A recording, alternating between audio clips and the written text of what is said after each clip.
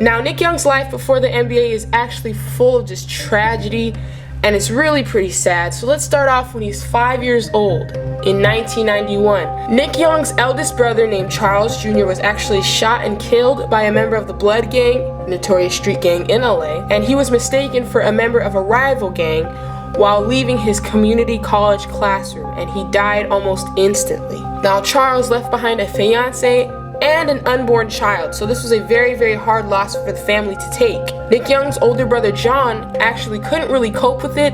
He suffered a mental breakdown after the murder, and he was later committed to a mental institution. As Nick Young's father notes in a documentary, he said, "One bullet killed 2 sons." So that's pretty sad. Already off the bat, starting off very rough childhood. Now, Nick Young in the documentary also says that he represented the family's last hope for a better future, and he realized that, and he had a lot of pressure on his shoulders. He said, "I feel if I mess up, the whole world will be mad at me. I'm supposed to be the future, the savior." He tried to live this dream through basketball, and he actually buckled beneath the pressure, flunking out of 2 high schools, Hamilton and Dorsey, which are located in LA, and he actually had to move to Grover Cleveland High. Now, as a senior, he averaged 27.2 points and 10.8 rebounds per game, and it drew the attention of lots of Division I schools. The only thing was, to meet the NCAA's academic requirements, he had to elevate his GPA and his SAT score.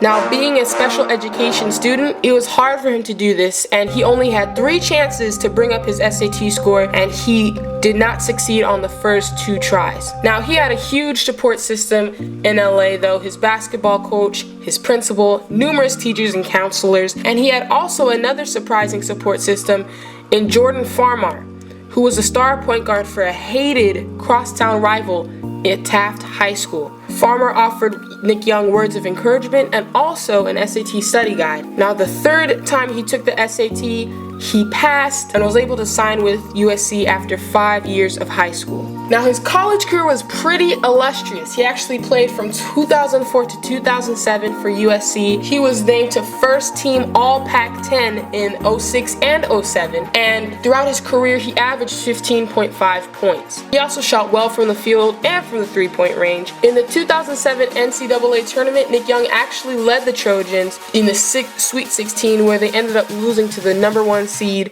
North Carolina Tar Heels. In the second round, though, Nick Young actually led the team with 22 points over the Texas Longhorns, which featured the National Player of the Year that year, Kevin Durant. Durant led both teams in scoring with 30 points, but Nick Young scored 22 points, not too far behind. And following his junior year, he actually announced that he was declaring for the 2007 NBA draft, where he was selected 16th overall by the Washington Wizards. Now, in Washington in 2011, he actually scored a career-high 43 points against the Sacramento Kings, but on March 15, 2012, he was actually traded to the Clippers in a 3-way trade involving the Denver Nuggets and the Washington Wizards. Then on July 12, 2012, Young signed with the Philadelphia 76ers to a quick 1-year deal. Following that, he signed with the Los Angeles Lakers. During the 2013-2014 season, he actually converted a Lakers record 7 4-point plays, while averaging a career-high 17.9 points per game. As you know, he re-signed to the Lakers for a 4-year, $21.5 million contract. After playing for a Lakers team that went through their worst stretch in franchise history, Young craved a place where he had a shot at winning an NBA title. Nick Young signed with the Warriors to a 1-year, $5.2 million deal on July 7th, 2017, and the rest is currently unfolding. Now, as to Nick Young's personal life, he was actually, as we all know, romantically involved with rapper Iggy Azalea. Wow. They were dating for a while, and they announced their engagement on June 1st, 2015, but she broke off her engagement because, he was kind of caught cheating. D'Angelo Russell may or may not have played a part in that, who knows. Nick Young also is having another child. He already has a child named Nick Jr. with his ex, Kiana Green, and she confirmed that she is pregnant with his second child, and that happened while him and Iggy Azalea were together. Wow. Some fun facts about Nick Young. Number 1, his cousin is Kendrick Lamar. That's pretty cool. I mean, come on.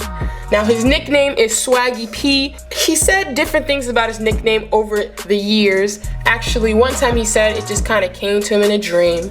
Another time at the Lakers' 11th annual All-Access event in January 2015, he said it was a pseudo-biblical reference to the prophet of swag. Yeah, he actually said that. I'm dead serious. Another fun fact is that Nick Young does not like doing pregame interviews and often skips them. He said, "This is one thing you should know about me. I don't like doing interviews before the game. I'm superstitious, and that's one key thing. I told you the secret." So he's superstitious, I guess. Another secret about him is that he doesn't like using lotion. He's ashy. Robert Sacre said off the court he does not use lotion. So what happens is he looks like he rolled in baby powder. Was that racist? Okay, Sacre. He's not even on our team anymore, so I don't even care. Next fun fact was Nick Young does not even wear socks. Now, Robert Sacre is just exposing Nick Young. He said, when it comes down to not playing after games, he just wears no socks all the time. I don't think he owns socks. It's disgusting. Now, Nick Young replied, "Wow, you're telling all my secrets." It was a post-game interview, really playful. But I would have caught hands with him over here exposing all the secrets, but let's move on. Now, to circle everything back to where we all started, Nick Young did an interview about his brother's paroled killer who was only 15 at the time of the murder and now on his way to earning a graduate business degree. Nick Young said, "I'd still like to meet him someday. It seems like he's on the right track. You can't live with hatred in your heart. Sometimes you need to forgive." Nick Young also started the Nick Young Foundation with hopes of putting an end to gang violence and offering free psychiatric services to those who have been affected by it.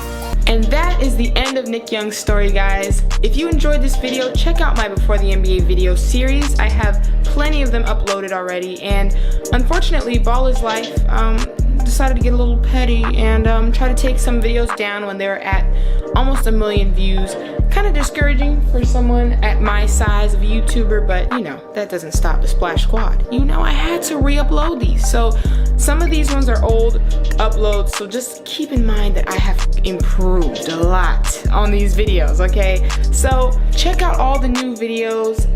Dion Waiters especially is a crazy story, but I will have the entire playlist linked in the description so you can watch them back to back if you want to. Please share the life out of these videos so that I can get them back rolling, guys. I have to start back from zero, but we got this. I know the Splash Squad is strong, so we can do this easily. I'm not even worried about it. And I appreciate everyone who's reached out on Twitter and everything already. I love you guys, seriously. Splash Squad or no squad, we are lit. Thank you guys so much for watching. Subscribe to join the Splash Squad if you're new. I'll see y'all in the next one. Peace.